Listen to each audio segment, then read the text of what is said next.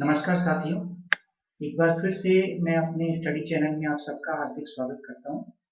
साथियों, सामान्य ज्ञान की सीरीज में एक बार फिर से 25 प्रश्न जो कि अब तक के कई गवर्नमेंट एग्जाम्स में आ चुके हैं, उनकी सीरीज 6 लेकर के मैं आपके सामने हूं। अगर आप सभी SSC CGL MTS 10+2 railway, Delhi police, bank clerk या किसी भी स्टेट गवर्नमेंट जॉब्स का एग्जाम क्लियर करना चाहते हैं तो निश्चित रूप से ये सीरीज आपकी बहुत मददगार साबित होगी। तो आप अच्छे से इस सीरीज की तैयारी कीजिएगा और निश्चित रूप से इन प्रश्नों में से कई प्रश्न आपके एग्जाम्स में जरूर आ जाएंगे। तो आइए शुरू करते हैं सीरीज 6। इस सीरीज का हमारा पहला प्रश्न है, कौन बुद्ध के जीवन काल में ही संघ का प्रमुख बनना चाहता था? तो बुद्ध के जीवन काल में ही देवदत्त संघ का प्रमुख, बौद्ध संघ का प्रमुख बनना चाहता था। दूसरा प्रश्न है, मिलिंद पन्नों में राजा मिलिंद का किस बौद्ध भिक्षु के साथ संवाद है? नागसेन।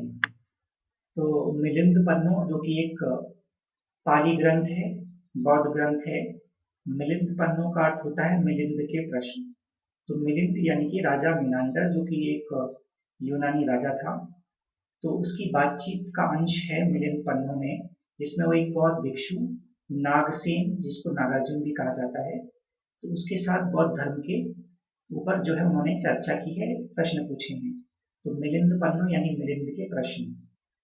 तो प्रश्नोत्तर के बाद राजा मिलिंद जो है वो बौद्ध धर्म स्वीकार कर लेता है। तो मिलिंद पन्नो में राजा मिलिंद और बौद्ध भिक्षु नागसेन के प्रश्न और उत्तरों का संग्रह है। तीसरा प्रश्न है, महावीर ने जैन संघ की स्थापना कहाँ की? तो महावीर ने जैन संघ की स्थापना पावा यानी पावापुरी में की।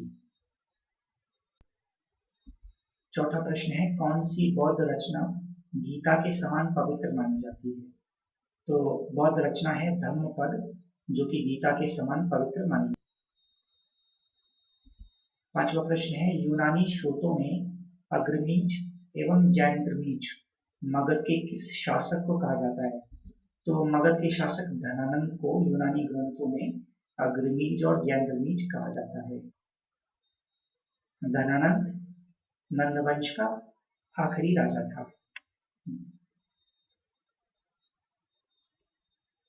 अगला प्रश्न है, कौन सा एक प्राचीन महाजनपद यमुना के किनारे स्थित था? तो वत्स नाम का एक प्राचीन महाजनपद है जो कि यमुना किनारे स्थित था। सातवां प्रश्न है, आधुनिक देवनागरी का प्राचीनतम रूप क्या था?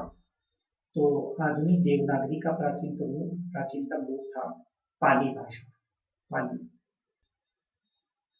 आठवां प्रश्न है, प्राचीन भारत में गणतंत्र कहाँ था? तो शाक्य गणराज्य जिसकी राजधानी थी कपिलवस्तु, और लिच्छवी गणराज्य जिसकी राजधानी थी वैशाली। तो यहाँ पर गणतंत्र पाया जाता था। तो जो शाक्य गणराज्य है वो महात्मा बुद्ध से संबंधित है, और जो लिच्छवी यानी वैशाली का जो गणराज्य था वो महात्मा बुद्ध से, वो महावीर स्वामी से जुड़ा हुआ है, महावीर स्वामी की माता जी के परिवार से जुड़ा हुआ है। नौवां प्रश्न है, गांधार कला शैली किसका एक संश्लेषण है? तो गांधार कला शैली जो है वो भारतीय तथा यूनानी कला का एक मिश्रण है, एक संश्लेषण है। 10वां प्रश्न है, बिंबिसार ने जीवक को किसकी चिकित्सा के लिए भेजा? तो बिंबिसार जो कि मगध का राजा था और उनके राज्य वैद्य का नाम था जीवक, तो उन्होंने किसकी चिकित्सा के लिए उन्हें भेजा था? तो अवंती उज्जैनी का प्राचीन नाम था। तो अवंती के राजा जो थे वो बीमार थे, तो राजा बिंबिसार ने जीवक को उनकी चिकित्सा के लिए अवंती यानी उज्जैनी भेजा था। 11वां प्रश्न है, चंद्रगुप्त ने सेल्यूकस को कब पराजित किया? तो 305 ईस्वी में चंद्रगुप्त मौर्य ने सेल्यूकस जो कि सिकंदर का सेनापति था, और सिकंदर जब वापस चला गया था तो भारत पर जीते हुए उसके जो प्रांत थे पश्चिमी उत्तर भारत में, वहां पर उसका सेनापति सेल्यूकस उसके प्रतिनिधि के रूप में राज्य करता था। तो 305 ईस्वी में चंद्रगुप्त ने सेल्यूकस को पराजित किया था। 12वां प्रश्न है, किस शासक ने पहली बार मालवा, गुजरात एवं महाराष्ट्र को जीता था? तो इतिहास में चंद्रगुप्त मौर्य पहला राजा था जिसने मालवा यानी मध्य प्रदेश, गुजरात और महाराष्ट्र को जीता था। 13वां प्रश्न है, मुद्रा राक्षस की विषय वस्तु क्या है? तो मुद्रा राक्षस जिसकी रचना विशाखदत्त ने की थी, तो ये ग्रंथ जो है चंद्रगुप्त मौर्य के समय में राज दरबार की दुर्लभ संधियों के बारे में लिखा गया है। तो मुद्रा राक्षस विशाखदत्त द्वारा लिखा गया है और वो चंद्रगुप्त मौर्य के शासन प्रणाली के बारे में, राज दरबार के बारे में बताता है। 14वां प्रश्न है, सौंदरानंद किसकी रचना है?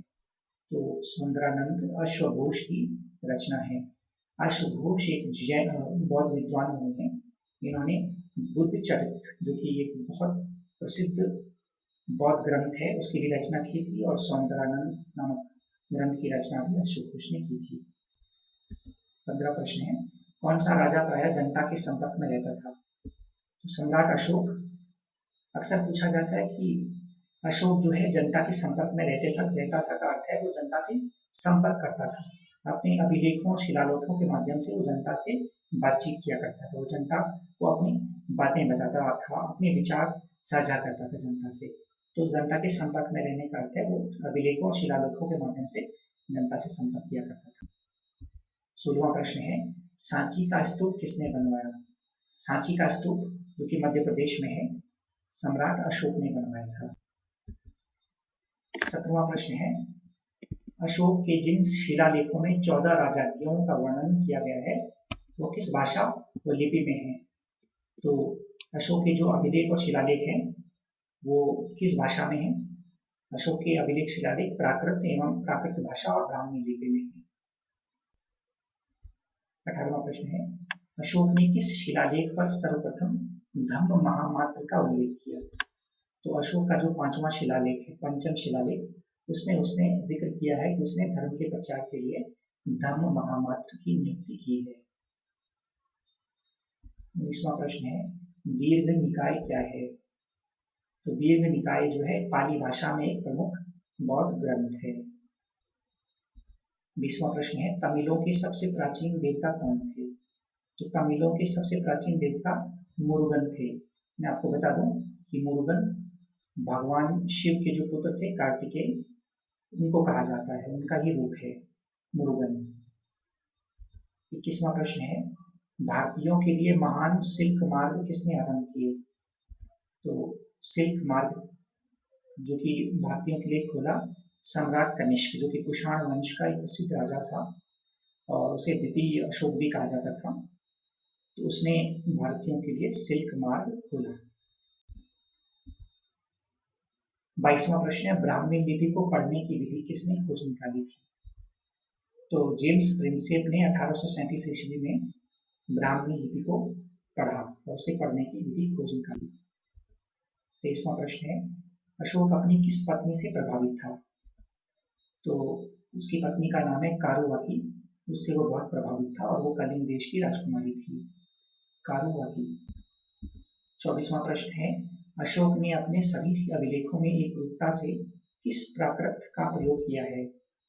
तो जो प्राकृत भाषा है उसका मागधी रूप जो है उसका प्रयोग सम्राट अशोक ने अपने अभिलेखों में एक रूपता से किया है। 25वां प्रश्न है, मौर्य साम्राज्य में प्रसिद्ध मुद्रा का क्या नाम है? मौर्य साम्राज्य में जो प्रसिद्ध मुद्रा थी उसका नाम था पण।